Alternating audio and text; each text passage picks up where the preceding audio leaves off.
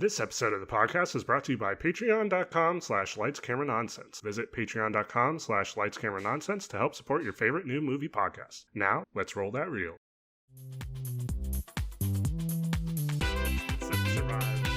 Really? I just want Casey to pop up in the background and say, ha ha ha, like come up with a reason for you to not believe that. Absolutely. It would be unwarranted. Hello everyone and welcome to Lights, Camera, Nonsense, where we give you all the latest movie magic you may have missed. It's 2021. I'm Nick, stumbling through the beginning of the year Simmons. And I'm Zach, the best you'll ever get, Smith. Oh, well, I mean, that's absolutely true. Bare minimum Smith is what we like to call him. Exactly, yes. And on January 3rd, before rolling into the previews, I figured we're going to mix things up for this episode, right? Yes. It's for the first episode of the year. We did this last year. We try to do our top 10, or in this case, this year, we're going to be doing top 5 of TV and movies. But before we do that, let's dive into the news.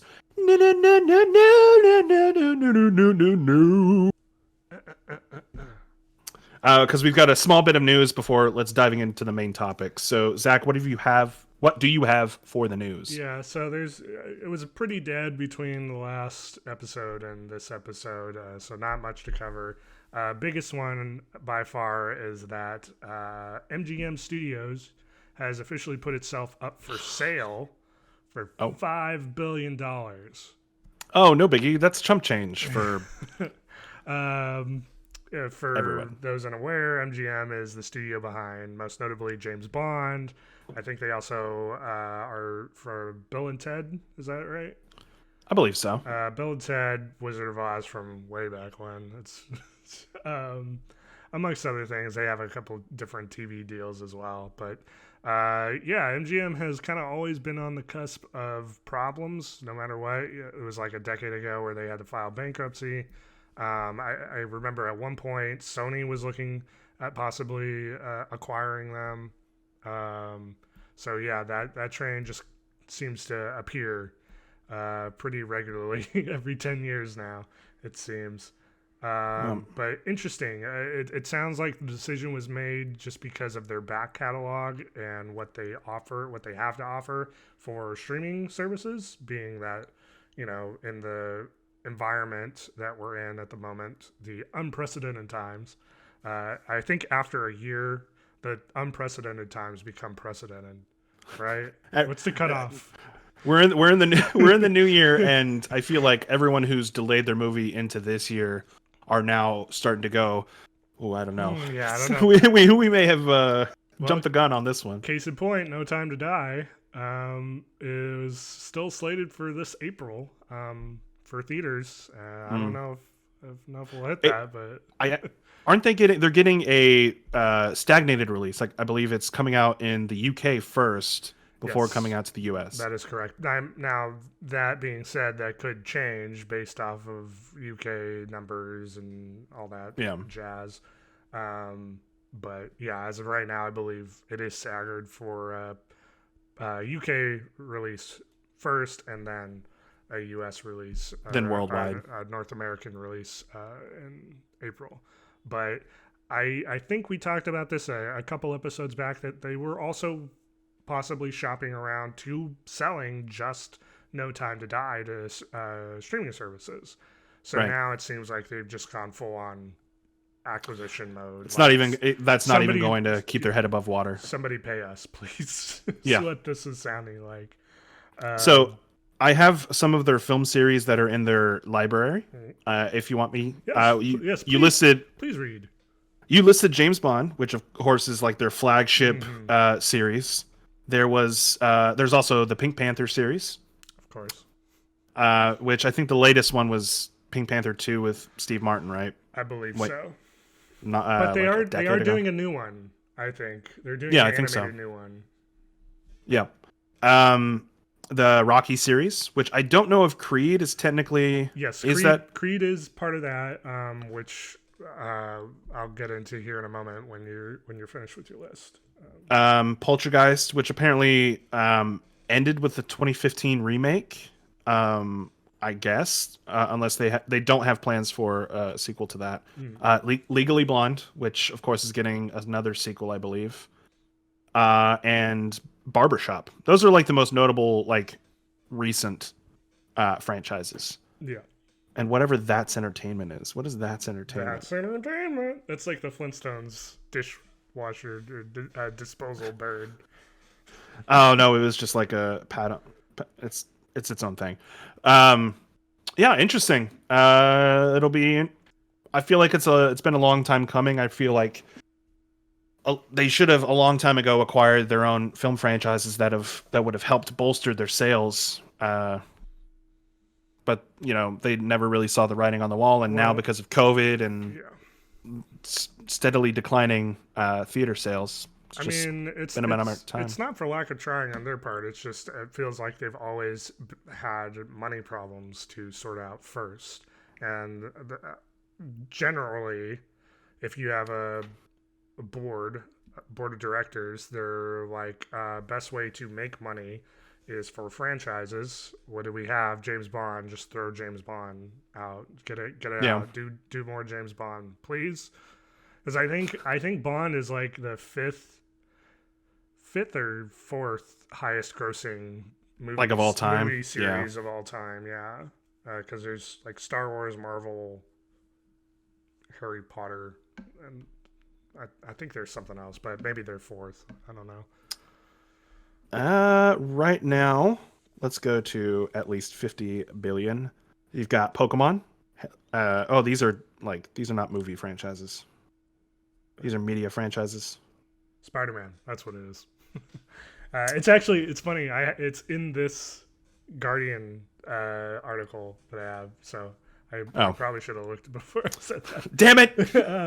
It is Marvel, Star Wars, Harry Potter, Spider-Man, and then Bond. So yeah, it's fifth.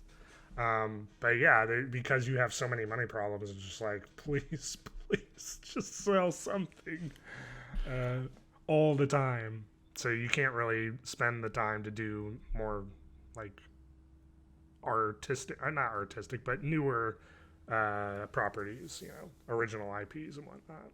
This seems like an easy sell to Disney, right? Disney or Sony? I think it would be they own everything. Sure, yeah. Well, I mean, yeah, it would be even more of a reason for them to buy that franchise. Although it would be hard to market to their investors being a more adult centered franchise. Sony, again, the other big leader there. I think Sony would probably be a better fit for them. But yeah, Disney owns everything. That being said, they're having their own kind of a weird year, so I doubt after all their acquisitions and restructuring and whatnot, with their park business being a little iffy at the moment, they would invest that in Bond, because I'm sure they're probably like, our portfolio has Star Wars, Marvel, and then just general Disney shit. So yeah, I think they're good for right now. Not saying they wouldn't think about it, but I think ultimately they would probably decide no on that. We'll have to wait and see. Yeah. But anyway, moving on from that, you mentioned Creed, and that is actually part of our news docket. Creed 3. Transition. Yes. Ooh. There's a swipe. I need George Lucas in here to swipe the frame. The laziest transition in film history. Some PowerPoint bullshit. So a while ago, there was an early report that possibly Michael B. Jordan would be directing the third installment in the Creed franchise. And now Tessa Thompson has come out and said that that is indeed true, that Michael B. Jordan will be directing. Now, granted, that's another one person saying this is the case, but for someone closely involved with the project, that lends more credence to it, whereas before it was just kind of credence. Got that one in there. I hate it. Whereas before it was kind of just whispers in the dark. So you may I'm probably going to get some hate from this. Should I watch the Creed films? Yeah, for sure. You should watch them. Okay. good boxing movies. And I will. Much better than Rocky Balboa, which doesn't The take 2000, much. like the remake or the remake / sequel one, or just the whole franchise. No, the remake, the remake sequel one from like when was that? That was 2005, 2006. It was like when he was coming back with all of his franchises. It was that Rambo, 2006. Yeah. And then he did Expendables. That was the one where he had a terrible relationship with his son. All right. Because son was businessman and was like, please stop getting your ass kicked because it makes my life a living hell. Son is businessman. Please stop getting your ass kicked. So I would definitely say give them a watch. They're good movies. Cool. And then moving on, we have some release announcements. I don't know what else to call them. There's not really any dates associated with them, but they were announced. So first up, off the back of Wonder Woman 1984, we do have Warner Brothers announcing that Patty Jenkins will return for Wonder Woman 3, which is kind of weird because like for this entire past year, she's been going on and on about how she doesn't feel like she'll come back for Wonder Woman 3, but now she is. She's like giving them every single reason not to bring her back for this franchise. Like they wouldn't let me have the original ending for the first one. Yeah. They just kept trying to cut out scenes from the sequel, and I hate them. And I want to go do Star Wars Rogue Squadron. Just let me go do Star Wars Rogue Squadron.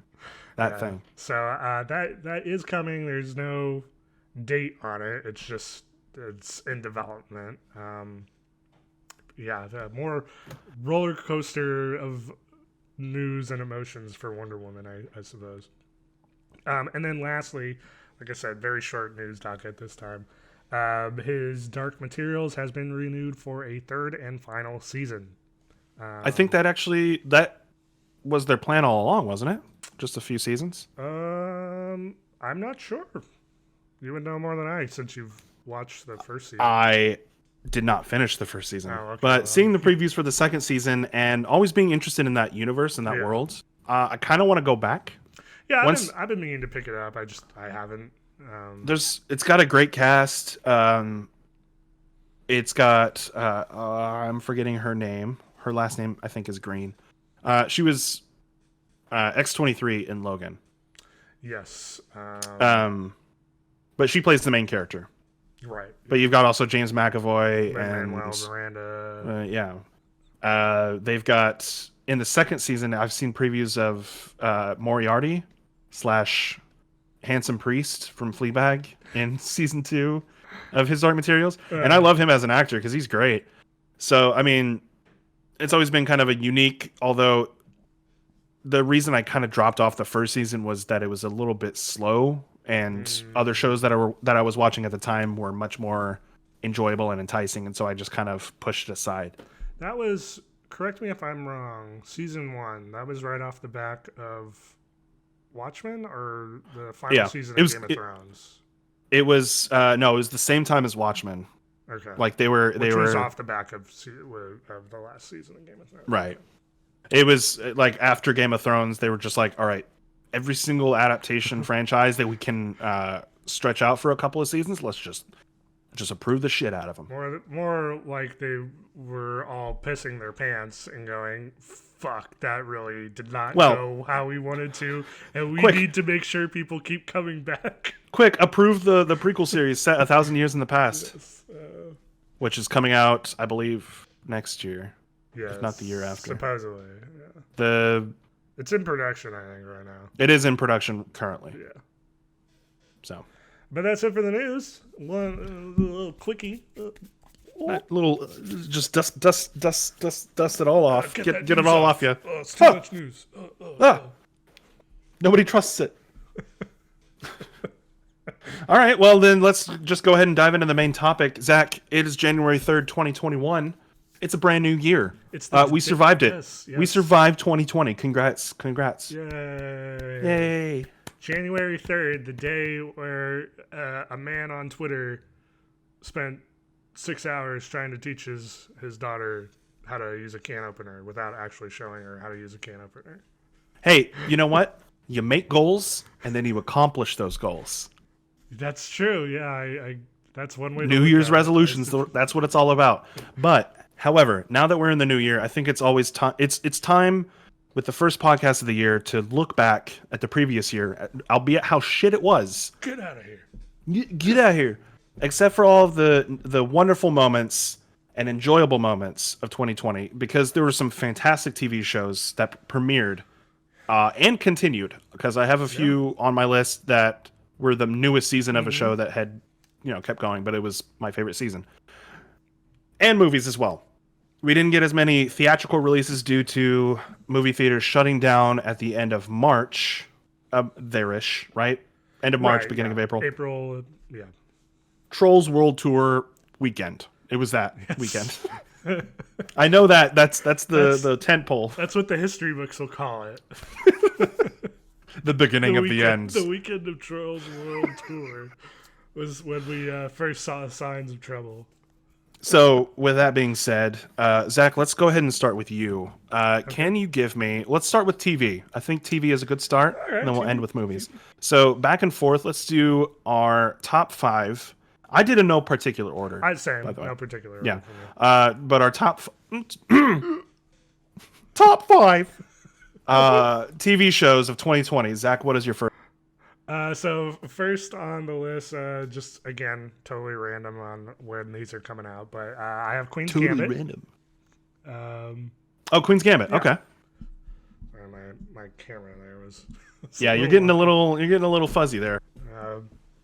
Yeah, Queen's Gambit. We talked about it a little bit before, so I don't feel like we really need to dive into it too much. But yeah, just in terms of shot composition and just general like thought process into what everything means in a show and how evenly paced. At least I felt like it was a pretty great pace for the entire show. Like I know that some people had some issues with a few dips here and there, but just when you watch it all back to back, you don't really get that dip too much. At least for me. So yeah, that was one of my top 5. I think we covered it on a previous episode when I first started watching it, and proving your point, I did find a little bit of a lull in the very middle. Right. And that's simply an artistic choice that they made that you approved of, which was totally fine. I just found a lull in the story, which, being someone who wasn't binging it, found to be a little bit to the detriment of the entire series. However, Queen's Gambit in any other environment could have been a 2.5 hour film released in theaters, and it would have been perfectly fine. Yep. They would have cut out a lot of the small character developments that ended up rising this series up out of the gunk and funk of normal Netflix series that are approved. Like, I'll just go and throw it out. I had it on my list because it was like extra just in case, but Floor is Lava, fantastic competition series, but like it's a show that no one really asked for, but we got anyway in 2020. So just to take a quick detour. Oh joy. I did watch The Death of 2020. Yeah. And then when that popped up, there's a joke about the Floor of the Lava. It's like, well, and basically no ideas for 2020, or like this shit wouldn't be made in 2020 or whatever they said. And it just made me think of you, because then I was like, oh fuck yeah, that was a show Nick watched. Yep, that was a show I watched. It seems so out of time. It seems like it's a Nickelodeon, I'm trying to, like, Legends of the Hidden Temple, or what were the other ones? Like there was Gak, Gak, the one where they're like trying to climb the mountain or whatever. Yeah. That's half of it. That too. Yeah. Those kind of competition shows where they're pitting kids against each other to the death. Double Trouble 2000, or what was it? Double? Yeah, it was double. It was double something. Yeah. Double mint gum, whatever. But yeah, I had fun. For just going back to the main point, Queen's Gambit is a fantastic ride. It's a very thought-provoking series and makes you want to play chess. But if you're not good at chess, don't play chess. Move on to checkers. Well, you could always just play chess. Just maybe like don't put so much pressure on yourself to do it Right. competitively. Right. You're not going to be a grandmaster in the span of like a month. Just because you're in quarantine playing chess. I'll fucking prove you wrong. Yeah. Start right now. That's my resolution. 2021. Become a grandmaster chess player. It literally takes decades. No. For a normal person, it takes decades. So Flores Lava, that was your pick? No. I was throwing that out. Okay. Yeah, gotcha. That was it was fun, but like I'm not gonna remember it Gotcha. come the same time next year. So the first one I wanted to talk about was I Am Not Okay With This. Okay. Which was no, I'm not okay with this. That's fine. Anyway. Swish. But it was the unfortunately canceled series season. that was.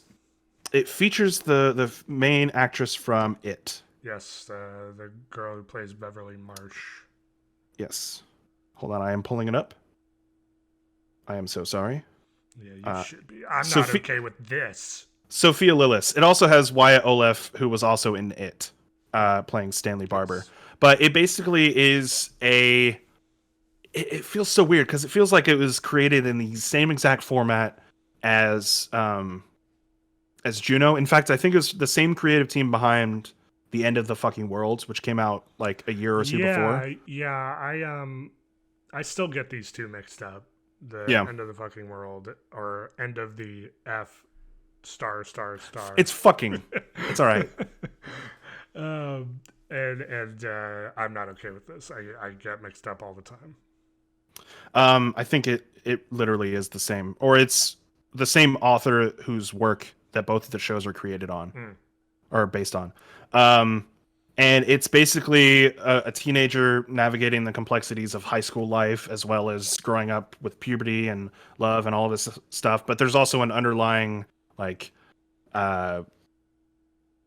secret sci-fi element behind the series, and the way that this entire first season and only season culminates in one of the last episodes, it's fantastic. Yeah, reminds me a lot of Carrie. I know kind of the supernatural bit that you're referring to because it's in the bump or the trailer for the show, right? But yeah, it did look interesting. I'll have to get around to it. Well, now that it's only a single season, all the more reason to it's kind of a watch the entire blessing and a curse. You always hate to see something so good, go away after such a short amount of time, but it does make it more digestible for those who would be curious. Right. So. Yeah. Well, I guess it's back to me. So next up on my list, I have prop culture. I will not stop talking about prop culture. You can't make me. I love props. Props. It's that alien guy, right? It's just me. Can you do the Photoshop? Props. There you go. I'll do my best. Yes. I definitely talked about this. I mean, I talked about it just last episode, so I definitely won't spend too much time on it, other than just to say again, I very much enjoyed it. If you like practical effects at all and are curious about the work that goes into them, definitely give this a watch. It's one of the best things on Disney Plus. Just to give you kind of a sneak peek at the rest of my list, there are no other Star Wars shows. Excuse me, slip of the tongue. No other Disney Plus shows on my list. So this beat out Mandalorian and Clone Wars season 7. So that should tell you, because I won't stop watching Star Wars. I had to play catch up for this episode on a lot of these shows, or a lot of not just shows, but the things I watched for the best of, because there were certain things I did want to watch before we got to this episode that I hadn't, because I had spent all year just watching Clone Wars and Rebels, amongst a few other things. But yeah. What a nerd. But that should tell you, no Star Wars on this list. Go watch Prop Culture. Very much enjoyable. Well, I don't want to completely just rip the rug right out from under you. So I won't go with the obvious one that will probably be on my list. I'll just go ahead and say that my next pick, or the next one on my list, is Dave on FX. Okay, yeah. The first season of Dave follows a very not twisted, but a very surrealistic look at the life of rapper Lil Dicky, who's very popular on YouTube, has a cult following behind him. But this kind of takes more of a, if you've ever seen the FX show Atlanta, it takes a very kind of surreal look at the main character's slash actor's life and puts kind of a twist on it. Right. It's very hilarious. It's very human in its stories, and you can definitely find yourself, even if you're not a fan of rap per se, you can find yourself attached to the characters in the show because they basically play surreal versions of themselves, kind of just like Seinfeld being an extension of Jerry Seinfeld's actual persona, but just kind of like in a more, it's kind of built up to be more comedic, and that's kind of what it is. But this also takes I'm already blanking on Lil Dicky's actual last name, I'm sorry, but the rapper Lil Dicky's real life experiences and putting them on the screen and laying it out bare, but also putting comedic undertones and surreal undertones, and it's really enjoyable. Dave, and I'll also put like a side like parentheses Rafi. Or Rami, I'm sorry. Rami is also another fantastic show on FX. That's season 2, right? That's on season 2, but like I haven't watched the latest season. I just know that a lot of people did very much enjoy that show as well. Yeah, it's in the same vein. It's Rami with Marshall Ali. Yes. Correct? Yes. Yes. So both of those are great shows, although Dave is like on my top 5. The one. Dave. Yes. Yeah. And the season ends. It has one of those season ends so perfectly that like you need to watch the next season like immediately. Nice. And that's happened a couple of times this year, and I think we're both going to agree on one show having done that. So when a show does that perfectly, and whether you can be satisfied with that only season or you need even more, that's how you know a show is on the right track and it's definitely in your top 5. Yes. So what's your next pick? So next pick, it's been a minute since I brought it up, and then you brought it up, but Infinity Train is the next pick. Great animated show. I cannot stress enough how great Infinity Train is. Specifically season 3, which is the one that came out this year, right at the beginning. I think it was the beginning of the year, wasn't it? I think it was around the March. It was at the very, very beginning of the pandemic. It was a little bit after, actually, now I'm thinking about it, because it was when HBO Max launched, which was You're right, because season 3 was exclusive to HBO Max. April or May, one of the two. Infinity Train, season 3. August. Oh, we were wrong. Me. Jesus, 2020 was long. Yes, it was. All right, well, it came out in August, so there you go. All that being said, Infinity Train is fantastic. It is possibly the most digestible show on HBO Max, and just in terms of them being only 12 minutes per episode usually. And then like 6 or 8 episodes per season. I think it's maybe 10 actually. Yeah, it's 10 each. Yeah. But even then, like I said it last time I brought it up after you brought it up, because I went and on your recommendation finished it all in one day. It's just so easy to do, and it's not even like it doesn't feel like work watching it that much. It's just like you have to keep watching. It's very heartwarming, heartstring pulling at times. You know, it could be the balancing act between happy and sad of a children's show, but then like some pretty deep and dark stuff for a quote unquote children's show. And the creators have gone on record and said that they prefer doing their animation and their storytelling this way because it bridges the gap between, you know, traditional 2 to 6, storytelling for children, animation, or two to nine, whatever, and then the more adult, like Family Guy, Simpsons, and all that Right. shit. There's a good in between that is generally not targeted very much for younger adults or teens. And all that to say that it doesn't matter what age you are when you're watching this. It's still fantastic all the way around, and I am hoping beyond all hope that it is enough to get a season 4, because I know that they want to do more. It's just it had a little trouble when it first dropped, getting the kind of attention that it needed. Yeah, with HBO Max, for some reason, they want to bury the content that they feel won't get, like... They have specific things that they put on the front. Right. And they have studios giving them money saying, hey, put this at your front page, that kind of stuff. Yeah. So it's unfortunate, because a lot of... Like, it's not just Infinity Train, and I don't mean to detract from your recommendation, because it's a fantastic show.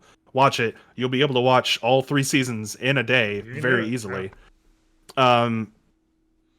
And you'll want more, but there are so many great animated shows on HBO Max that I highly recommend you go see. The latest show from JQ Quinzel, the guy who did regular show. Yeah, Close Enough, I think it's called. Close Enough. Yeah. I've heard nothing but fantastic things. It's more adult oriented, but I've heard really great things from that show. Just both of those shows, along with any of the other recommendations, like Harley Quinn, those kinds of shows. Yeah. Just if you have HBO Max, get out of your comfort zone. You don't have to watch Sopranos for the 10th time. Check out something new. Yes, and again, Infinity Train, but way less of a time commitment than all seasons of Sopranos. That's for sure, and it makes you feel better, honestly. Yeah. But what do you got next on yours? Well, shit. Oh, you silly Billy. No. I guess I'll go back to what I was going to say before. The Mandalorian. Sure. Yeah. Is for sure in my top 5. I've never been. So it's one of those shows that you sign up for an entire subscription service for. Let's just be honest. Mm-hmm. There's a vast majority of you who are listening to this podcast who have signed up for Disney Plus and have forgotten to unsubscribe because Mandalorian is now over. However, now knowing the future of Disney Plus and the amount of shows that are coming to Disney Plus this year, January 15th being Falcon and Winter Soldier coming out. So many Marvel shows, I think that's WandaVision, actually. Did I say Falcon? I meant WandaVision. I'm sorry. That is WandaVision. So many Marvel shows, so many Disney properties coming out to that subscription service. You're going to want to hold on to that subscription. Anyway, Mandalorian being this 3rd season of an already super popular... Second season. Fuck. So many seasons. Damn you, TV. Yeah, you got the second winter, season. Fall, spring, summer. All fucking 4 of them. Different kind of season. Anyway, Mandalorian season 2 being a continuation of the saga of Grogu, the Baby Yoda, and Pedro Pascal's The Mandalorian, whose name is now escaping me. Din Djarin, you fucking normie. Jesus. I'm sorry. I'm more invested in Boba Fett's story now. No, being led by Dave Filoni, Jon Favreau, the new Kevin Feige's of this Star Wars universe, already being tied into Star Wars Clone Wars, Star Wars Rebels, the mainline Skywalker saga, all of it. Having to have this background. I mean, this was the main reason why I watched Clone Wars at the beginning of this year. Yep. And started Rebels. I am very significantly far behind you when it comes to Rebels. I think you probably caught up at this point. No, I'm only like a few episodes into Rebels. Okay, never mind. 2. Yeah, I'm a little farther than I was last time. I'm into season 3 now. So yeah, so very enticing, very enjoyable, especially after Darth Vader showed up. That's fantastic. But all of these tie-ins to the larger Star Wars universe while also being careful to introduce new characters, new storylines, and sprinkling in nostalgia. All of it is so masterfully done from beginning to end. And while some people may not enjoy the story decisions that they make, tough titty, just enjoy it for what it is. Especially with the second half of the season 2, I thoroughly enjoyed it from beginning to end, throwing all of my nostalgia for the Star Wars franchise, and not throwing it, but like setting it aside and just enjoying it for what it is. Because The Mandalorian, from the ground level up to what you see on your screen when it premieres, is masterfully told from every single type of stylistic point. Yeah, So absolutely. You know, we talked a little bit about it last time, or maybe the time before that. I don't remember. But they do this kind of fascinating thing with Star Wars that we don't see very often, especially in the general Skywalker saga, where they blend this nostalgia and just new together. You know, it's not they walk this tightrope between, you know, if you veer too far to the left to nostalgia, then it's like this is just all fan service, every single bit of this fan service, without allowing something to stand on its own. And then they do allow this to stand on its own, so it's like the best of both worlds, where you're seeing something progress that is inherently, like, just, you could look at this without seeing anything other of Star Wars and appreciate enough of it to be like, yeah, that's a great show. And then it takes that nostalgia infusion, and for those who are invested at that point, you just get like an extra high from it. Yeah, absolutely. I agree with all that. I do want to say, just because I don't have something on my list doesn't mean I didn't like it. If we had done a top 10, there would definitely be things on my top list. I can't wait to hear the rest of your choices. They better be better than Mandalorian. That's all I'm saying. It's all you know, subjective, right? Or objective? No, it's all objective. There's definitely a line. No. If you tell me the latest season of RuPaul's Drag Race is better than the latest season of Mandalorian, I'm just kidding. They're both fine. I guess you'll just have to wait and see. No. Yeah, okay. You know, I think a lot of people put a lot of stock into like top lists of being like, these are subjective. Fuck, is that right? Subjective is you are the ones. Or objective. Objective is the one. Shit.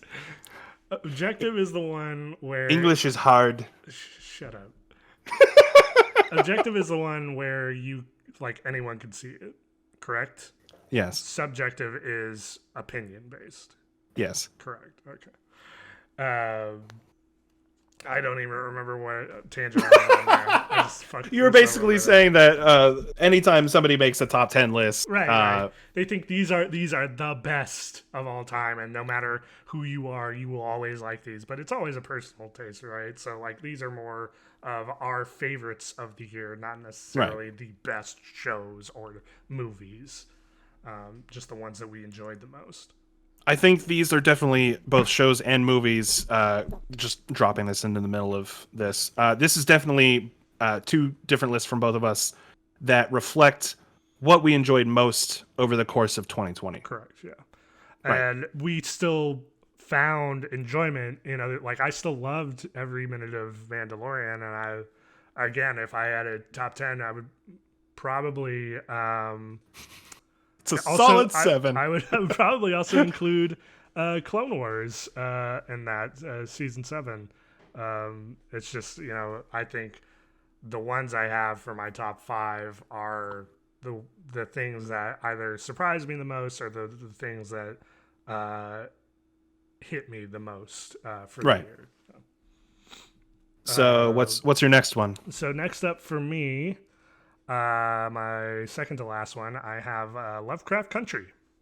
Okay.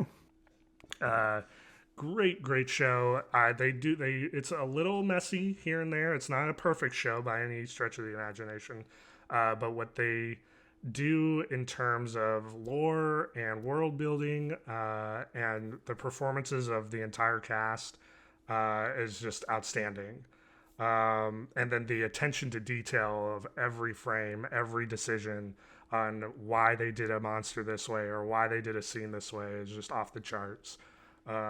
It's despite some possible failings with the finale, which I had previously discussed. The show itself, I think, is definitely phenomenal, and I enjoyed every minute of it. Do you see it as, I know you basically talked about it being kind of implied to be followed up with a sequel series, but can you also see it being stood on its own as a single season? Yeah, I mean, it definitely can. It's because like the reason I ask, I'm sorry, I don't mean to cut you off. No, you're fine. The reason I ask is because Lovecraft Country, of what I saw before I had dropped on it, was, it definitely implies, or not implies, it definitely looks like an HBO flagship series.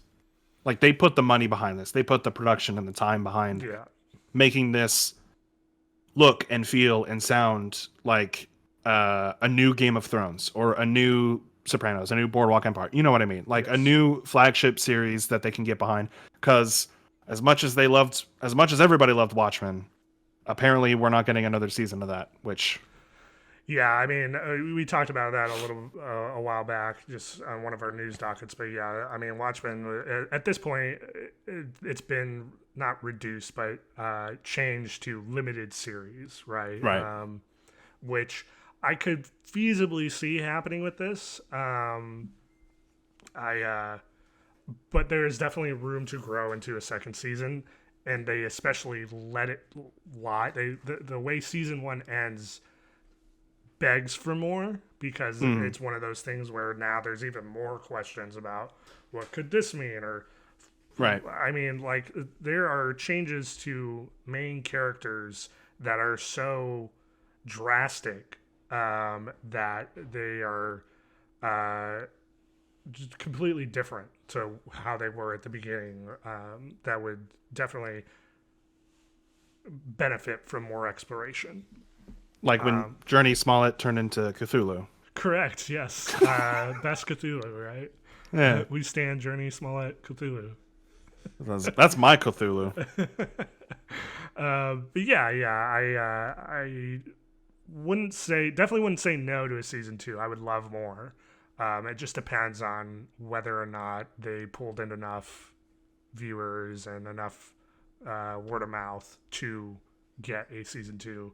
As of this moment, there's only been like talks. They haven't agreed on anything. Nothing's been confirmed, which is it's always kind of a weird flag. I'm not sure if it's red or yellow.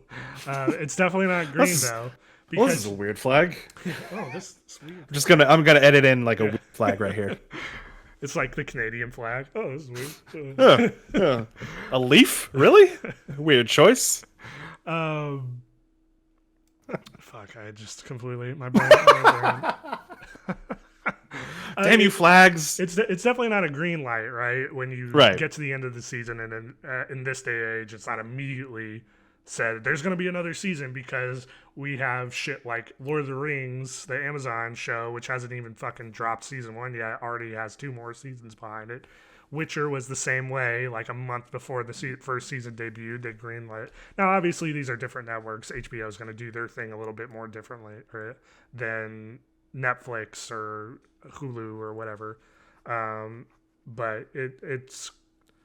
I don't want to say concerning, because that sounds like the writing's on the wall, and generally this was how it was done normally anyways. It's just like my own anxiety of wanting more getting into my head and being like, you're fucked. You'll never get answers. That's always been the trouble with, and I won't go too much into a tirade because this is kind of a spiraling conversation personally for me. That's the trouble with always trying to get invested in the new hotness, the new big show. Like, let's say it's Game of Thrones season 1. You had no idea that there was going to be 6 more seasons after this. And then you finish the first season and you're like, well, I want more. Are they going to do more? And then they don't say anything for 10 months after the first season about whether or not there's going to be a second season. Yeah. So you wait and wait and wait. And we talked, I think we actually talked specifically about Game of Thrones before because it's such a good example. Game of Thrones didn't really get super popular until like the end of season 2. Yeah. You know, it was big season 1, you know, they had a pretty good audience, but not until, you know, Red Wedding stuff, that shit started blowing off. Like that was when it started to really go up. Red Wedding was 3? 3, yeah. Is that right? I will look it up, sir, but I remember.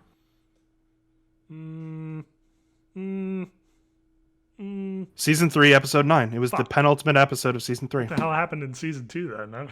Fucking nothing. Anyway, just kidding. A lot. The point still stands, regardless of whether it was season 2, season 3. You know, it didn't. Fuck Game of Thrones. It really didn't hit its quote unquote stride. I'm going to use that term loosely with the show, in terms of viewership, until later on. You know, it took a minute for that to catch fire. So I'm kind of hoping that that's the same thing with Lovecraft. But we'll see. But all that being said, I still think it's worth looking at that first season, even if they don't do anything more, because, like I said, it's just the attention to detail on everything is just outstanding. Absolutely. But with all that being said, back to you. What's your next one? Well, I'll say it before you will. Ted Lasso. Motherfucker. Yes. You were going to save it for the last one. I was going to save it for the last one, you bitch. There's that rug pulling. Ted Lasso, an Apple Plus show. That's so weird that I'm putting this on my list before Raven's Quest or Mythic Quest, Raven's Banquet. But Ted Lasso, the most underdog show of all time. Because not only is, for me at least, not only is it on a subscription service that I can't even really get, which is the Apple Plus service. It was recommended to me, or not recommended to me. It was actually, I saw it on a website and saw the quick like blurb of it. I'm like, I'll give it a shot. I like Jason Sudeikis. He was fantastic on SNL. Mm-hmm. I can get behind the premise of, you know, him being coaching a UK football club. Yes. And by the end of episode 1, I needed about 5 more seasons of this show. Absolutely. So, if you haven't heard of Ted Lasso, it's just everything that I just described. It's Jason Sudeikis, is a college football. College Kansas. I think is it Kansas or Kentucky? Doesn't matter. Midwest coach being transported over to the UK, given an opportunity to coach a UK football club. Everyone doesn't believe in him, but he is just so nice and happy and good-natured. He's like the epitome of a good person. Yeah. I don't want to throw out JC's name, but JC and him have a lot of qualities. Religion. Anyway. So much garbage is thrown at his character throughout the 10 episodes of the first season, and for the most part, he's able to handle it well. Everything that could go wrong for that character basically ends up happening, and he's able to take it in stride. Yes. And I feel like everything about every single character in this show, whether they are the quote-unquote bad guy or obstacles in the main character's path, it's always handled so... It's so hard to tell. It's just a fluffy, good feeling. It's like eating cotton candy for the first time. Yeah. It's just so happy. And when I watched it and finished it, I immediately had to recommend it to you, Zach.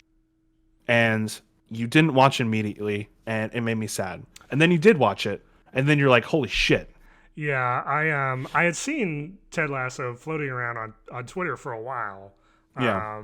And then I just haven't gotten around to it. And then you told me, like, hey, yeah, this show is amazing. It's great. You should watch it.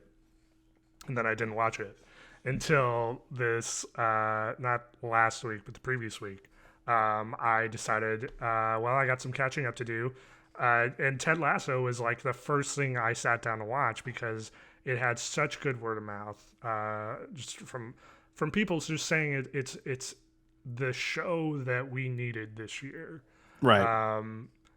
And you know, it's if they were thinking, if Apple was thinking correctly, they would be pushing this so fucking hard because it is hilarious.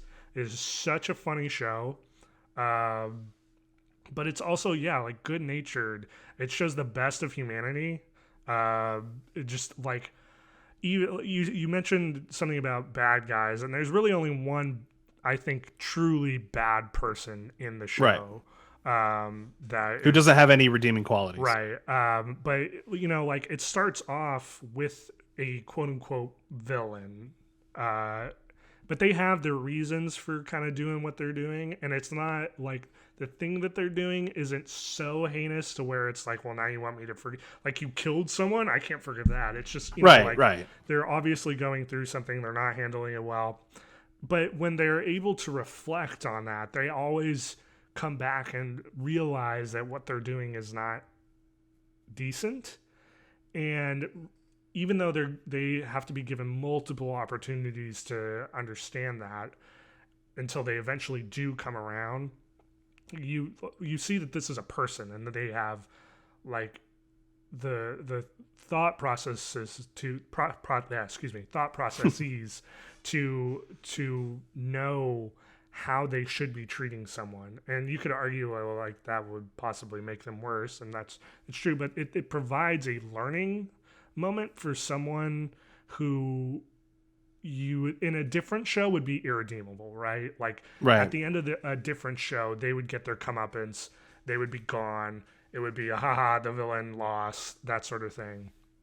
Whereas in this, it's like we are able to rehabilitate them, but not in a way that is just like just throw it under the rug. We're fully aware of their problems, their issues, what they've done wrong, but they're coming clean about it.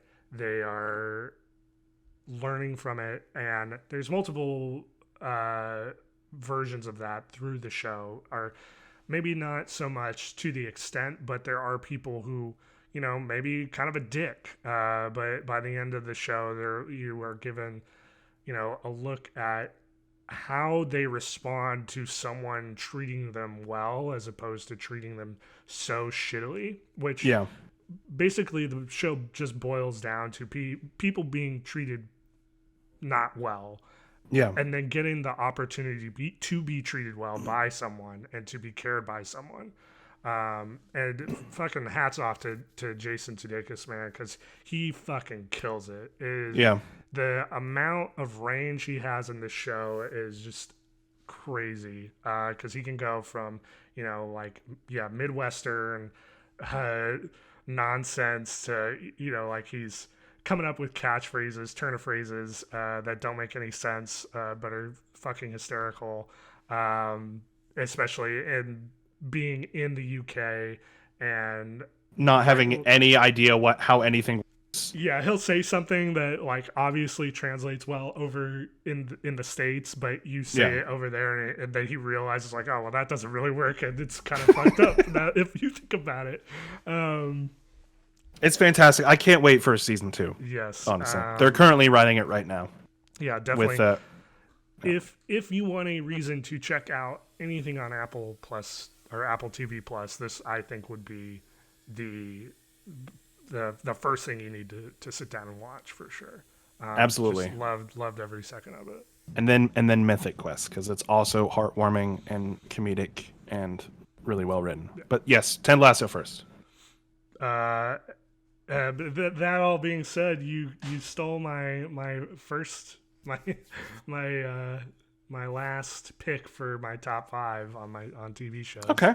So well, I mean, I can throw another one out there. Yeah. Well, you should have one left over. So what's your last one? So I'm going to throw out a couple. Actually, I'll take your last one, but I'll throw out a couple. So Haunting of Bly Manor. we talked about extensively on the show. It's a fantastic horror series. If you haven't watched Haunting of Hill House, Haunting of Hill House and Haunting of Bly Manor are both created by Mike Flanagan. Fantastic horror series. Really well written, really well acted, really well paced. Go check those out. And then the one I was actually going to do for my last one was Solar Opposites, which was... holy crap, I'm already forgetting. Stars, Thomas Middleditch, and who else? Was it Ben Schwartz? It's not true. I don't think so. Although, was that year? Was that Middleditch and Schwartz special this year? Because I think that was end of last year. Oh man, that was fucking great. If it was this year, that would also be on my top 10. Just FYI. I'm sorry, I'm forgetting. Justin Roiland, who created Rick and Morty, created Solar Opposites, and it's about an alien family who gets stuck in suburbia, and it's basically the same humor and comedy of Rick and Morty, but with new, unique characters. One of the main voices is Thomas Middleditch, but it's fantastically written, and I highly recommend it if you're a fan of Rick and Morty and you don't want to get behind a toxic fan base. So there you go. Really well written. Actually, let me look it up. Thomas Middleditch and Schwartz. Go watch that on Netflix, even if it's not 2020. That was Hulu, I think. Solar Opposites is Hulu. No, Middleditch and Schwartz. Middleditch and Schwartz. Yeah, definitely watch that on Netflix. That's that was 2020. So there you go. There's your last one. That's three specials where Thomas Middleditch from Silicon Valley and Ben Schwartz from Parks and Rec and every sitcom on NBC that Michael Schur has been behind. They both do improv comedy specials for an hour. All three of them are fantastic. Now, we've done TV, and we've done a large portion of our podcast on TV. So yes. Now let's get into the movies. TV was a little bit of a weird one for me because a lot of those, well, maybe not a lot of those, but two. Hold on. No, only one. Ted Lasso. I just went on about Ted Lasso for a long time. That's fine. But that was a one that I hadn't seen that I watched in between the last episode. With movies, it's even worse. So never mind. Because a large portion of them were movies that you've seen in the last 2 weeks. Not a large portion, but two. Yeah. Okay. Well, let's go ahead and start with you since I ended us on movies. Okay. So starting off, again, in no particular order, I have The Old Guard. Nice. It's generally not something that I would actively seek out. It's pretty action heavy, popcorn, blockbuster type flick. But the way that they do things a little differently with this, and the how they play with the subject matter, and they get it into a very personal level with the characters, that I really enjoyed. You know, it's nice to have a backdrop to the action of like, why should we care about all this shit that's going on? Right. Because otherwise I don't really care about fucking Charlize Theron. No. I was just thinking of like a equal, franchise, like a Fast and the Furious type thing. Like, right. I don't care about Hobbs and Shaw. Granted, the last the last Fast and the Furious movie I watched was Tokyo Drift, so that's not saying much. Folks, he's missing all of the good ones. I'm sorry. He has no leg to stand on with the Fast and Furious franchise, and I apologize. They're going to space next. Zach, they're going to space. Well, let me give you another example. Way back when you sat me down and said, "Let's watch The Expendables," right? Or no, you told me to watch The Expendables, so I went and watched it for like an action movie episode of the podcast, I think, and I could not stand more than 15 minutes of that dreck. It was so fucking awful, and a lot of it was owed to the fact that all the characters are terrible people. Yeah, just awful people. You just didn't care about them, basically. Yeah. That's your point with the Old Guard, is that you actually get behind carrying these characters. Care about the characters, yes. So that was my first one. Nick, you're up. My first one. So I actually originally had Old Guard, and I took it off for a different action movie. All right. So let's transition from action movie to action movie and go with Extraction, starring Chris Hemsworth. The next Russo brothers expanded universe, as it were. Yeah, produced by the Russo brothers and actually directed by one of the directors behind the John Wick franchise, I believe. Or he's just no, sorry, this is his feature film debut. Sorry, I'm Professor Xing this. He's normally an action coordinator / director whose feature film debut was this film. And I will look up his name later. But Extraction, starring Chris Hemsworth, was on Netflix this year. Basically all about this guy who used to be in special ops being tasked with transporting a young boy out of a city in the Middle East.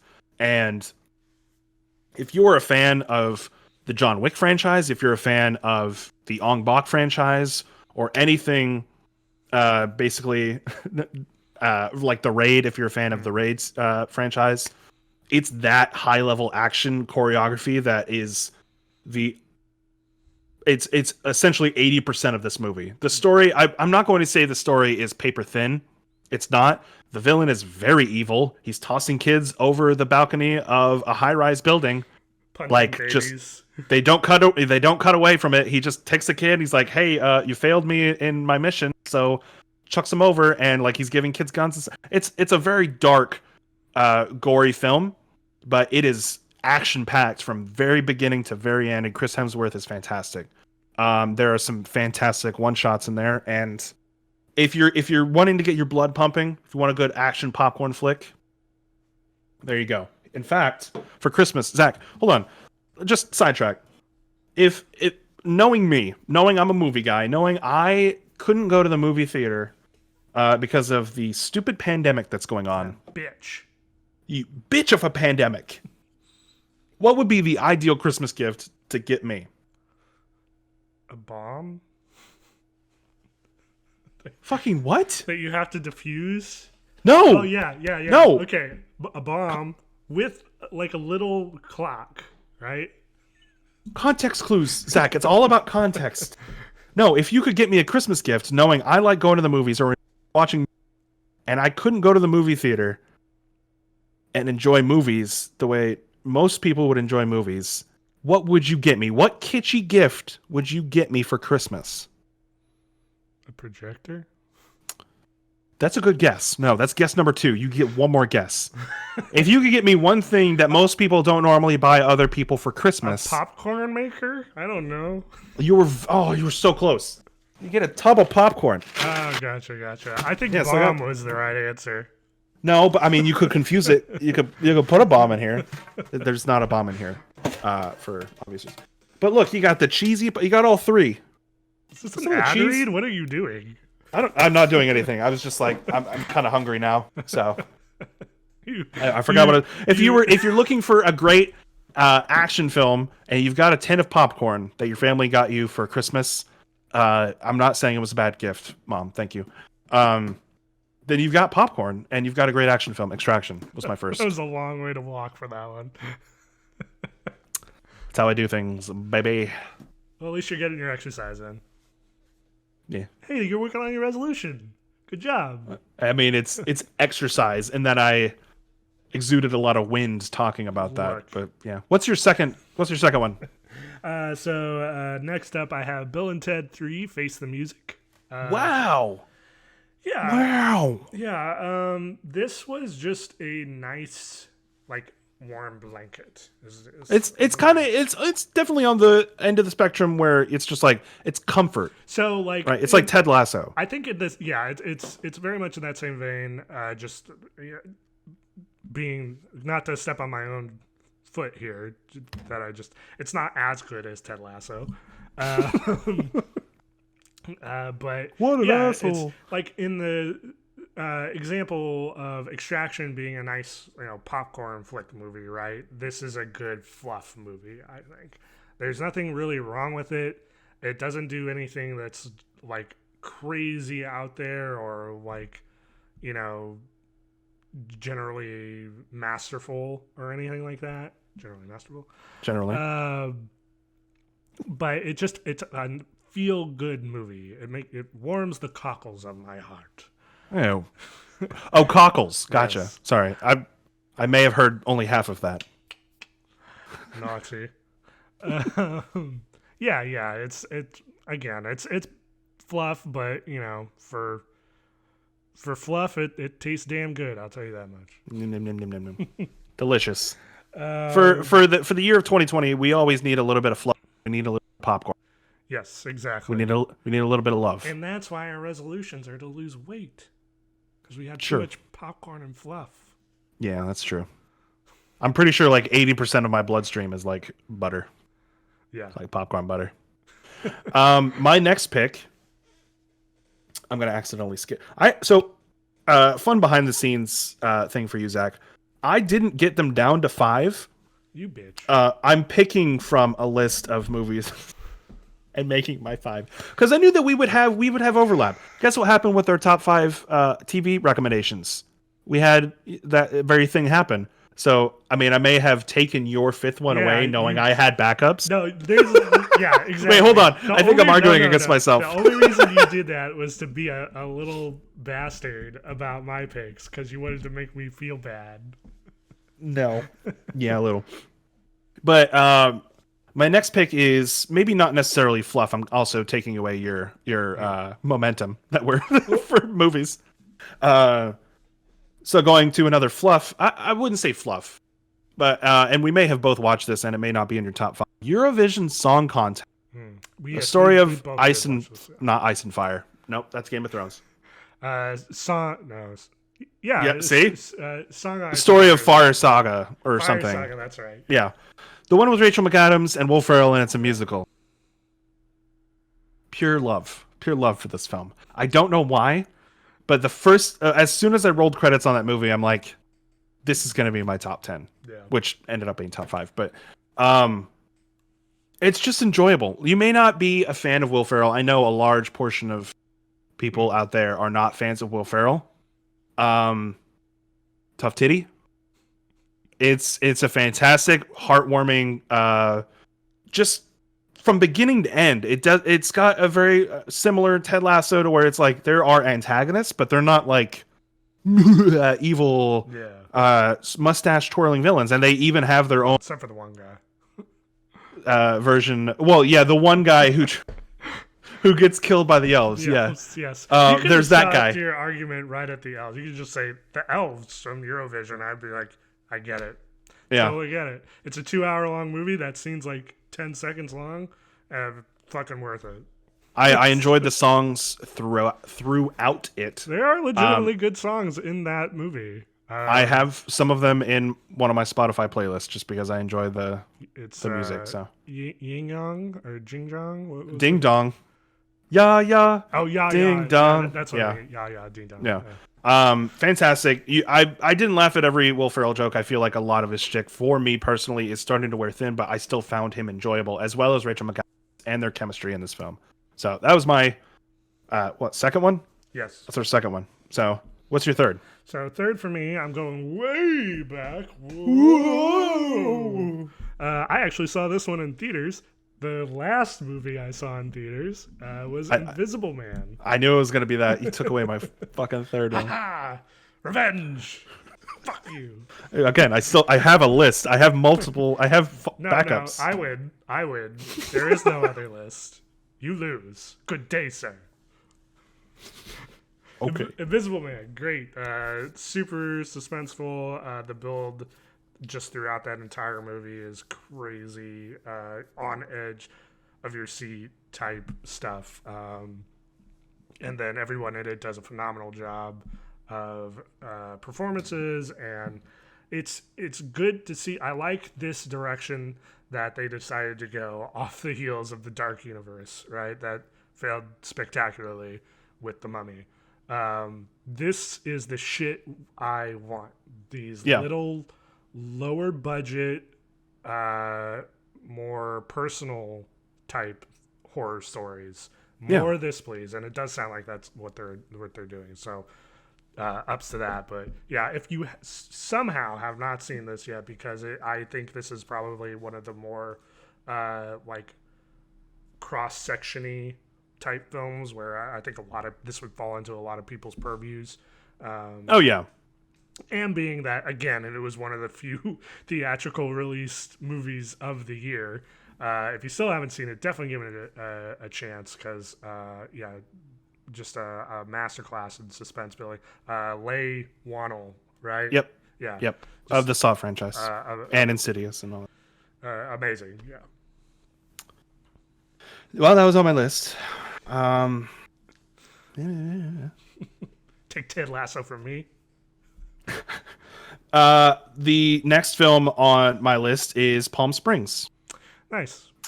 So it almost flew under my radar, but it stars Andy Samberg and is it Lizzie Kaplan? Christina Milioti. Christina Milioti. I don't know why I confused the two. The mom from How I Met Your Mother. Yes. Spoiler alert. By the way, sorry to just railroad you right here. Christina Milioti has been showing up a lot lately. I know she had a career before How I Met Your Mother, but fuck, she's getting around. She has been in a lot of stuff. I actually saw her in something else recently. She was in Death of 2020, or Death to 2020, and Mythic Quest. That's what she was in. She was in the one-off episode of that. I love that episode. That's why I brought it up again in our TV. If we have some time after we're done with our list, I do want to get into. There's a couple here that I did watch that didn't make the cut, but I do quite enjoy. But I wanted to absolutely. Sure Palm Springs. It's a Groundhog Day type of film where a character is stuck in a time loop. However, there is definitely a unique take on that concept and what they decide to do with it. And I believe the performances for every character in the film is fantastic. And I think for something as simple as a premise as that, for something that has been done multiple times well over. Yeah, like Groundhog Day type shenanigans. Yeah, I mean, the fact that we were using another movie's title as the genre staple for this film leads credence to my example. But I think it's a fantastic... I mean... If you're a fan of Andy Samberg, if you're a fan of Christina Milioti, if you're a fan of cool, unique sci-fi comedy, would you call it a thriller? I'd just say it's a straight-up comedy drama. I still haven't watched it, so... Oh, weird. Well, I highly recommend it to you, sir. It's on my list. Well, there you go. It's something that was definitely heavily advertised at first, and I was just like, it's whatever.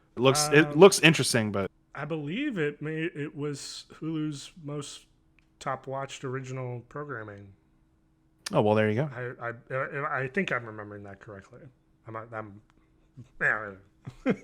Basically, Christina Milioti gets stuck in a time loop with another person played by Andy Samberg during her sister's wedding rehearsal in Palm Springs, and there's weird, hot tub time machine type of magic going on, and there are hilarious antics. Like, they treat death very much like they do in Groundhog Day, in that it's just kind of a joke. And there's definitely some underlying dark messages going on in that film, but I won't go too much into it because it's a short and sweet film, but check it out. It's on Hulu. Nice. So for next up for me, I have Soul, the newest Pixar edition that just premiered on Disney Plus. I'm going to cut myself again off right at the beginning and just say I don't think it's better than, say, like Coco. I still think that's like top tier. But the stuff that they do with Soul is so different to what you're used to seeing. It's very much at least from Pixar and Disney. You're used to seeing these kind of like deeper topics wrapped around. How am I trying to phrase this? You're used to seeing a deeper topic with a outside of like kid fun. Like, this is a kid's movie, but there are deeper issues at hand. Right. That will make you think as an adult, or that will provide conversations for children, that kind of thing. This, I think, is really hard to recommend as a kid's movie. It is extremely like existential and inner like journey sort of thoughtfulness type thing. Yeah. And the lighting effects alone, like the masterclass that goes into some of these shots with lighting, composition, and then of course the music in it is just like, it is the most grown up kids movie, I guess, that I think I've seen in a very long time. In so much that I would hesitate to even call it a kids movie, just because it's so heavy. It does have lighter moments, like the Jerry's and Steve. I think that's his name. The counter. No, that's Terry. Terry, yeah, the Jerry's and the Terry. That's a big portion of your humor, and then, but even like when the trailers dropped for Soul and you saw 22, who's played by Tina Fey, alongside Jamie Foxx's lead character, it was to me it seemed like, okay, well, Tina Fey is going to be the joke character. Like, you have a miniature like blob doing a jig on your screen. You immediately go, well, that's the slapstick Olaf character right there. Right. But there's actually very little of that, and what you really come to find is that it's a story about someone appreciating life that has not had the opportunity to live yet, and then relaying that wonderment to someone who's so stuck in the weeds of their own like drive that they don't slow down and really enjoy things until it's too late. It's kind of seeing two different perspectives of life, colliding with each other, and trying to learn from each other how to take a look at life. Yeah, and I think my instinct is to pair this with Ted Lasso, whereas Ted Lasso is like a show that tries to teach the lesson that you can be human, by being kind. Where Soul, on the other end of that, is saying to live is to experience things and not just like go full speed ahead. Slow down, take a moment, breathe. And I think having those two things, at least for me, right at the end of a pretty tumultuous year, to put it lightly, with everyone who has had their own struggles and strife, it's such a good pairing, and like it's what I needed, I think, at the end of the year, to really put things in perspective and just kind of exhale almost. And Soul really sold that. Yeah. The other sold. Not so yeah, I very much enjoyed it. I actually just rewatched it last night too, for a second time, and yeah, it still holds up. I agree with you on all counts. I think that it was weird. It was hard to market to them, and I think that's why we never really got a full length trailer. Yeah. From the film. Not to mention the tumultuous release of this film.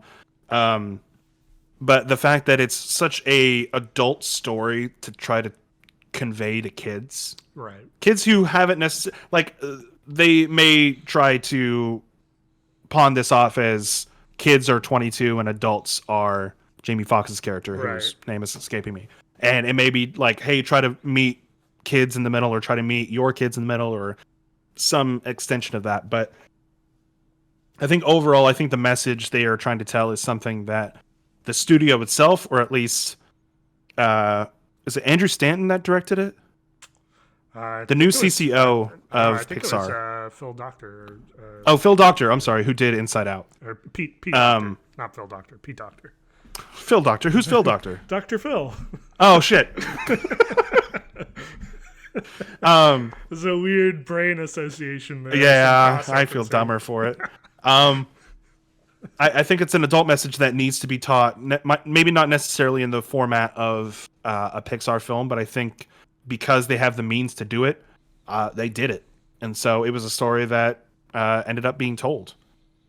So yeah. I think every single time they have an idea that they feel needs to be a story told, they're going to do it, and I applaud them for it. I think nothing should stop an animation studio from trying to tell a story, no matter how hard or accessible it is. Well, yeah, and I think this, along with something like Infinity Train, again furthers that discussion of like animation is a medium. Yeah. The limit of only doing things that are ostensibly childlike is a self-imposed limit. There's so much that you can do with the medium that I think is always not as in vogue, because it's like, well, how do you market a introspective, existential animated movie? And it was like, well, people are going to watch it. You know, if it's good quality, people are going to watch it. Ideally, anyway. I think this should definitely be a topic for another episode. Is lessons or stories told from the medium of animation. I think we should definitely dive deeper into that in a later episode of the podcast. Yeah, we can't really go on too much longer now. So that with that being said, what's your next one? Fuck. Well, actually, I'll springboard yet again off of your animation recommendation and give you Over the Moon on Netflix. Nice. Which, almost pulled the trigger on this one, but I did not. It was, this was recommended to me by our mutual friend, D Fielder from Barely Playing. Yes, she's been trying to get everyone to watch it. Well, let's be honest. There were a lot of films that came out this year where we were waiting for a Disney Pixar film, maybe not necessarily Soul because we had no idea, but an animated film that was theatrically released, even though this was Netflix, that could kind of entice parents to go take their kids to go see, or have it be kind of this big blockbuster classic Disney film that everyone can get behind and just enjoy and have that be the movie of the year. And I feel like Over the Moon could have been that movie this year. Even with Soul premiering on Christmas Day, or even its original release date, which I think was the summer, I believe. Yeah. But it tells the story of a young girl who is trying to come to terms with her father moving on after her mother passes and remarrying, and not being able to do that. So she tries to build a rocket ship and fly to the moon and entice the moon goddess to, I believe, bring her bring her mom back. I'm sorry. And it's heartwarming. It brought me back to classic Disney films like Mulan and Pocahontas, and it's much more leaning towards a childlike film because it gives you that childlike wonder than Soul did. And so I can kind of see that as a, other side of the coin. Yeah. And it's got fantastic songs in it that were really catchy that I cannot do right now because I don't have a great singing voice and my throat is dry. We all know that's a lie, sir. You have sang on this very podcast. Go check out Over the Moon. The animation is fantastic, and I highly recommend it. It's very heartwarming. Nice. Last one, Zach. Oh, there we go. All right, so last one, I have Ma Rainey's Black Bottom. Okay, so I'm so mad at myself. This was going to be a movie that, in between our last podcast and this podcast, I was going to check out. This being Chadwick Boseman's last film that he performed for, and it being a heavy. What did you think of it? I mean, it's obviously in your top 5. Yeah. So for those who are unaware of the kind of story behind it, it is a film version of the stage play of the same name, in which the mother of blues, quote unquote, Ma Rainey, is in a recording studio recording. I believe it's one of the last albums before she stopped performing altogether. It's incredibly contained into one area basically, because again, it's a stage play. So there's not really a whole lot of like moving out into streets or anything like that. It is just in the studio, with the other alternative being in downstairs below the studio. And then you have Ma Rainey, who is played by Viola Davis, and her band, most notably with Chadwick Boseman. And there's just a few different struggles going on. First, you have the record company, who's in the form of two white men who are basically, you get from the jump, trying to take advantage of Ma Rainey's talent and her singing ability, and trying to basically get her to sign her record rights away for when they're done recording, and then giving her the runaround about on certain things like a Coke. They don't want to pay for a Coke or something like that. Right. And then down below with the band, you have Chadwick Boseman, who plays this kind of upstart jazz player who is kind of trying to make it out on his own. He has been talking with the record company, the same record company that they're at right at the moment, about getting him into the studio and doing something with his music and his arrangements of some of Ma's songs, because Ma is on the cusp of kind of being denoted as old news. Like her style of music is a little bit what's the word, antiquated at that moment. It's moving towards more of like dance style as opposed to like soul, more jazz swing than classic jazz. And Chadwick Boseman's character is like, hey, I have that dance style, so let me have a conversation with you guys. I want to give you my stuff. And then, it's all about whether or not they're telling the truth to him and trying to take advantage of him as well. But because he is trying to make it out of his own, he's also butting heads with Ma Rainey, who just kind of sees him as this kid who doesn't know his place and is trying to change her band, even though like she's the reason they're all there. She's incredibly popular, and from the studio is in New York, I believe. So they've traveled up from one of the southern areas where her style is more popular at the time. Yeah, it's basically just all performance, all acting, because there's again not a whole lot of large narrative stuff going on. It's all interpersonal monologues, basically from back to front. And while true, that's not like maybe something that sounds like super appealing in terms of like, oh, this is a great narrative. Literally everyone in this movie is a fucking all-star. This is some of the best acting I have seen ever. Viola Davis is incredible. Chadwick, I mean, it goes to show just how immense of a loss of talent his passing was, just because he lives and breathes every role he's in, and this continues that trend. And it's just a masterclass in acting. If you want to see some fucking knock your pants off acting, this is the film to watch. I want my pants knocked off. Yeah, so yeah. And it's short too. It's like an hour and a half. Wow. All right. Yeah, but it's packed. Like there's no dead time. It's just we go from one problem to the other, and it's all connected. So yeah, I would definitely say if you're interested at all in the art of acting and stage plays in particular, definitely sit down and watch this, because it's kind of mind-blowing just how much talent is in this movie. It's Chadwick Boseman and is it Viola Davis? Viola Davis? Mm-hmm. Thank you. Fantastic. See, it's on my wish list, or not wish list. It's on my watch list on Netflix.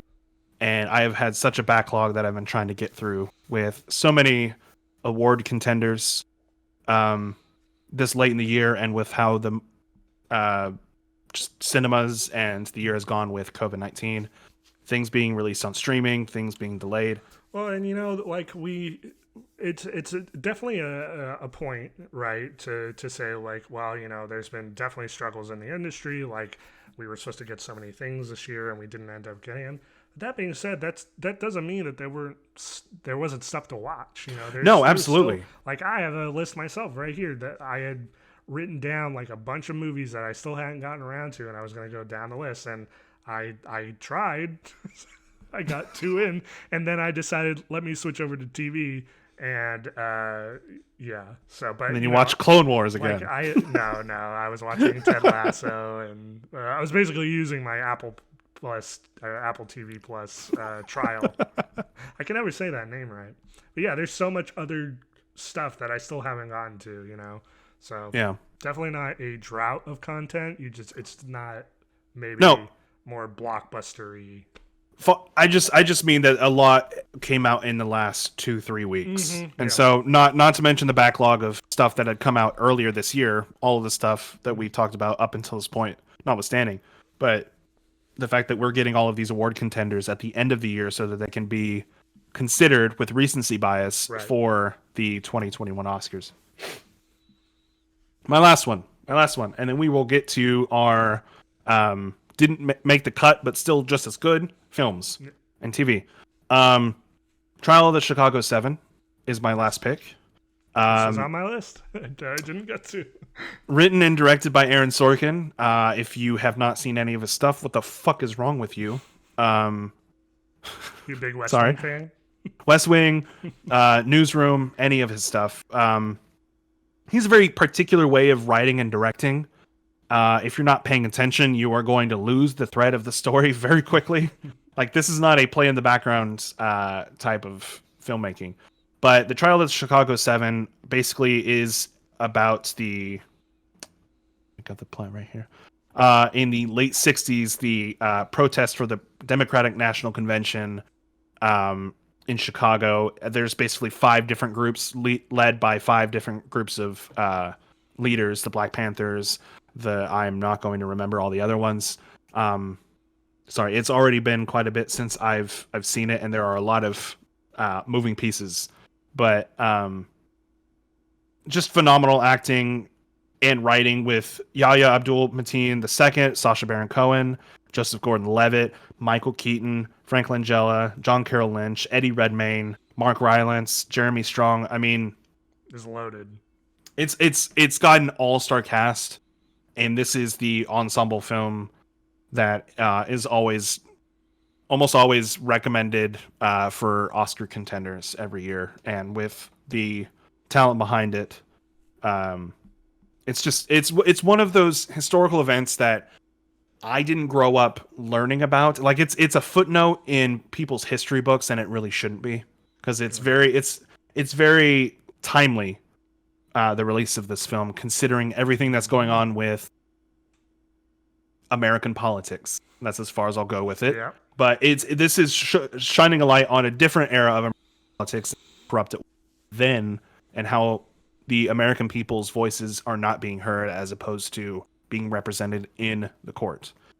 That being said, I highly recommend that. That has been our top 5 movies and TV. That's it. We're done. That's it. We're out of here. No, let's. I know we're a little bit over time. Yeah, that's fine. But did you have anything else you wanted to mention that didn't make the cut? I'll just run through a couple that didn't necessarily make my top 5, but were very, very. I wasn't able to narrow it down to just 5. Love and Monsters, fantastic, starring Daniel O'Brien. It was a weird, like, random, out of left field kind of like, Love and Monsters, this looks stupid. And then I clicked it and started, and I'm like, wait, post-apocalyptic love story comedy? Yes, please. Giant crabs? Yes, please. It was like a Fallout, like, comedy film, and I was all for it. Let Him Go, starring, oh my gosh, Ma and Pa Kent from Man of Steel. Not Kiefer Sutherland. Nope. I almost said Diane Keaton. So we're really off. Fuck. Diane Lane and Costner. Kevin Costner. Kevin Costner. Kurt Cobain. Costner. Kevin Costner and Diane Lane. I swear I love these movies. It's just been a hectic year. All right. It's a lot to remember. They both play grandparents who lose their son and whose pregnant wife gets a new husband who turns out to be a part of a gang, and they basically try to help her escape from the clutches of this evil gang family. And it's got a very simple plot that gets kind of stretched out over the course of an hour and 40 minutes, but it's so well acted and well written that I was literally glued to my seat the entire time. So check that out. It's called Let Him Go, and it's not as simple of a title as you think it is. That being said, Sonic the Hedgehog. Why is that not on my top 5? The shoes, Zach. I know. When he got the shoes, the iconic shoes, the girl was so excited sitting next to me. Yeah, a single tear rolled down your cheek. I was so happy that some little kid got to enjoy the Sonic the Hedgehog movie, which was a franchise that I had grown up with, from a wee lad to a tall lad. I just loved how fun and lighthearted and how much that could have been a bomb and how much it wasn't. As low of an opinion as you can be with that movie, it was all right.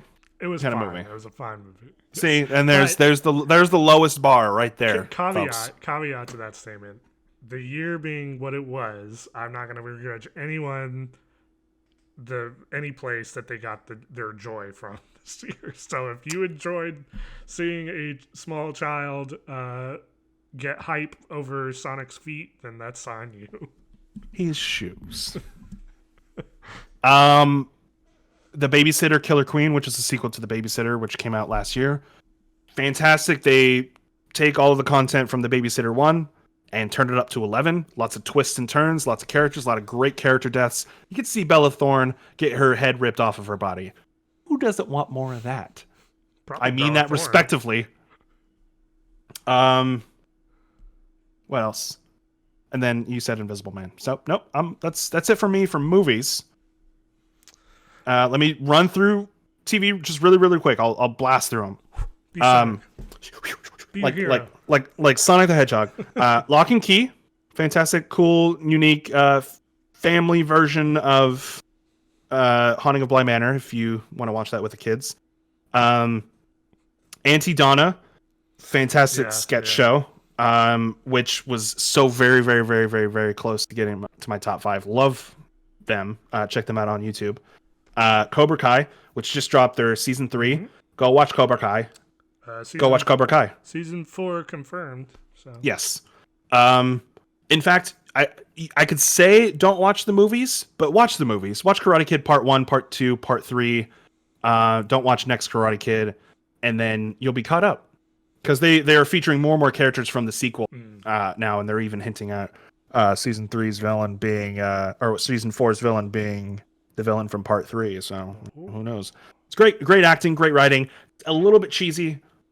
You'll enjoy it. Everybody enjoys it. Doom Patrol, fantastic show. If you've got HBO Max, go watch Doom Patrol.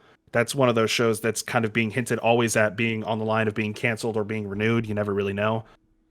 Fantastic, unique superhero show that kind of digs into. I've talked about it. Go watch Doom Patrol, and then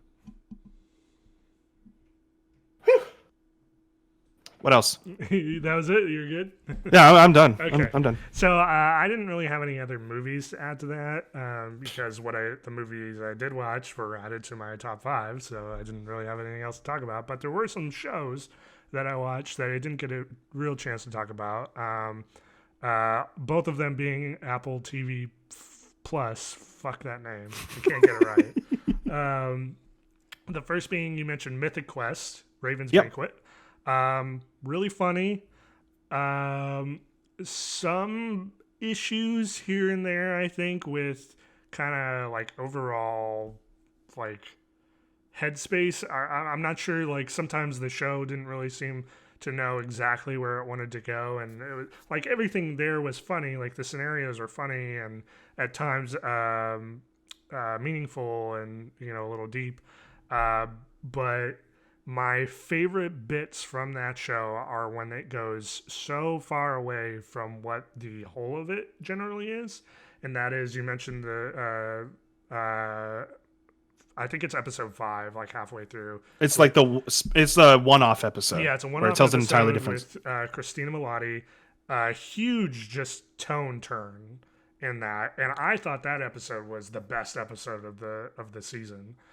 So if I could have had more in that kind of realm, I probably would have bumped it up a little higher. But that being said, its normal pace is just, it's still good. It's a like pretty easy show to binge through. Like I finished in like a day because it was fun. And then also I don't know if you watched it at the time, because I think when you watched it, it wasn't. No, you did the quarantine episode. Yeah, ended phenomenally. I teared up. It broke me. It is in the, again, I'm gonna keep going back to Ted Lasso. Ted Lasso is the way that you want to feel better about the state of things. The quarantine episode of Mythic Quest is the episode that you need to watch to know that you're not alone. Yeah. And despite how other people might be handling it, we are all struggling in our own way. And that was such a surprise for me when I was finished, because it's like the last episode on the docket. Like, you finish the first season and then it's an extra. There's an addendum onto that, and it's fantastic. Usually with that sort of thing, like, oh, we're doing a quarantine or a coronavirus type thing, you're probably gonna go like, really? Grey's Anatomy, or like the fucking James Cameron movie that I always forget. Oh, Songbird. Yeah, Songbird. That's disgusting. That shit's gross. You say James Cameron, it's Michael Bay. Michael Bay, whatever. Yeah. One's talking about blue aliens, humping each other with their ponytails. The other one is making explosion and robots and shit. Apologies to James Cameron, who's too busy planning Avatar 16 to actually release anything. Anywho. But yeah, you look at something like that and you're like, I don't want anything to do with that. This is an episode that is more like, hey, we are in the same position as all you. Let's film real, like, how these people are going to handle it. How real people handle this. And yeah, I think those little off the wall type episodes of the series are where it's at its best. But again, that being said, the rest of it is still very, very fun.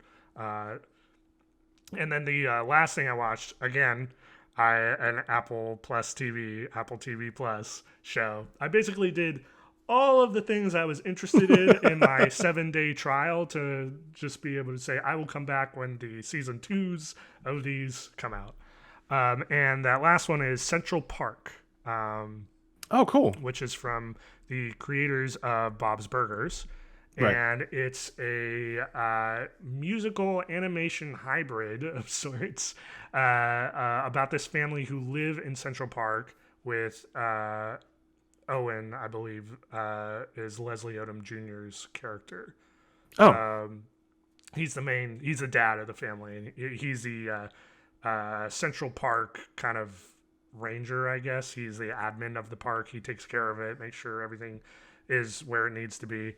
It's about him and his family, and then the surrounding area as well. So you have, Leslie Odom Jr. as the dad. You have Kristen Bell as the daughter, though she's been recast for season 2. Tyrese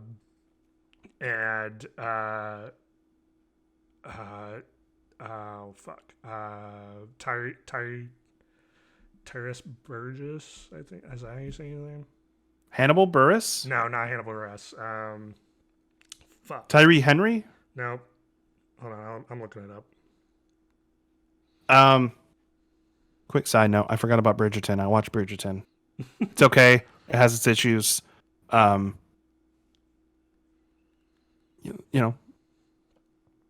right. It's fine. It's fine. Like, I'm interested in a season 2, but at the same time, I could absolutely after season 1. Okay, Titus Burgess as the son. And then you have David Diggs and Josh Gad. I'm losing my voice here right at the end. Getting all of Broadway It is into a Broadway production, animated. There's at least like 2 or 3 songs in every episode, and they're all fucking bangers. I love it. Okay. You have the pedigree behind it. Also, it has Stanley Tucci playing a little old woman. Yes. Great. I'm in. I think this is they've always kind of hinted at it with Bob's Burgers and the little musical numbers they do in the edits of each episode. Yes. This has always probably been a passion project for them. This is taking those little one-off songs and making a whole show about it, and then you have a narrative within that. Very funny. And yeah, the songs are great. So if you are interested in any of those things, do the Apple TV Plus 7-day subscription. 7-day subscription. Watch them and come back later. Perfect. But yeah, that was it for me. Zach, I think if people wanted to tell you how dumb of an idea it was to sign up for an Apple TV Plus subscription for just 7 days to digest all of what you have recommended to them on this episode, if they wanted to do that, how would they be able to do that? If you want to tell me how great of an idea that is, you can email us at lightscameranonsense@gmail.com, or even Zach Smart, Nick's dumb at lightscameranonsense.com. I don't like that URL, sir. How about Party in Central Park at lightscameranonsense.com? Any of those will work. And we will read your question or negative feedback on air. Questions, comments, or concerns. I like alliteration here, sir. Sure. But this has been Lights, Camera, Nonsense, keeping you updated despite our best efforts. Now, we may have updated you quite a little bit less on this episode, giving you our favorite recommendations of last year, but I hope you stay tuned for the rest of 2021. Tune in every 2 weeks, however, for all the latest news, normally, the news, reviews, and what else, Zach? Thanks for tuning in, and we will see you next time.